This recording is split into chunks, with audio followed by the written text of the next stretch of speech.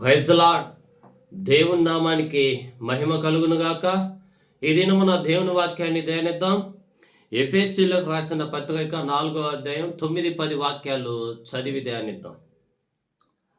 అవగాహనమైన అనగా ఆయన భూమి యొక్క క్రింది భాగములకు దిగినని అర్థమిచ్చుచున్నది కదా.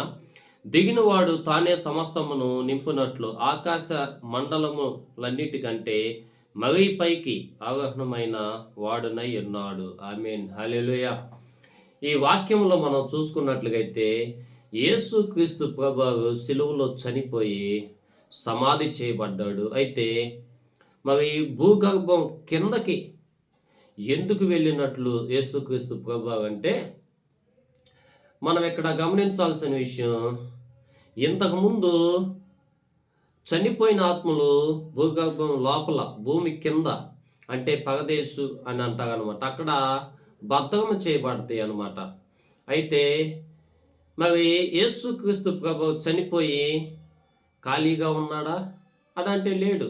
భూగర్భంలోకి వెళ్ళిపోయి వాళ్ళకి స్వార్థ చెప్పి మరలా 3వ దినాన పునరుద్ధానుడై లేచేటప్పుడు ఆయన వాళ్ళందరినీ తీసుకువెళ్ళిపోతాడు. ఆమేన్, హల్లెలూయా. అక్కడ మరి ఆకాశంలో పైకి ఆయన ఉన్న ఒక చోట మరి బద్ధకం చేయబడతాయి.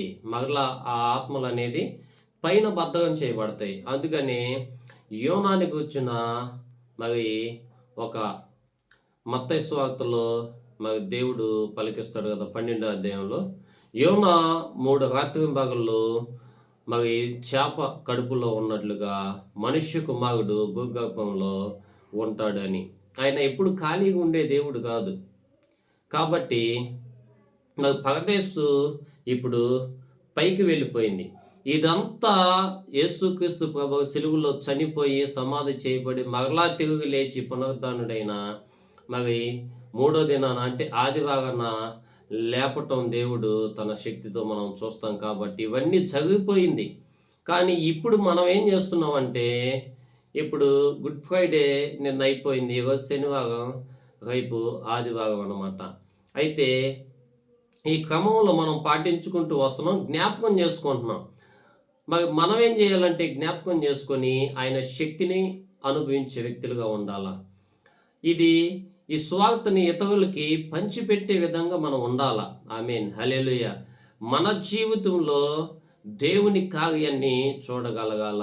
ఆమేన్, హల్లెలూయా. కాబట్టి ఈ దినమున మరి అందరూ గ్రహించి అర్థం చేసుకొని మెలకువగా ఉండి నడుచుకోవాలని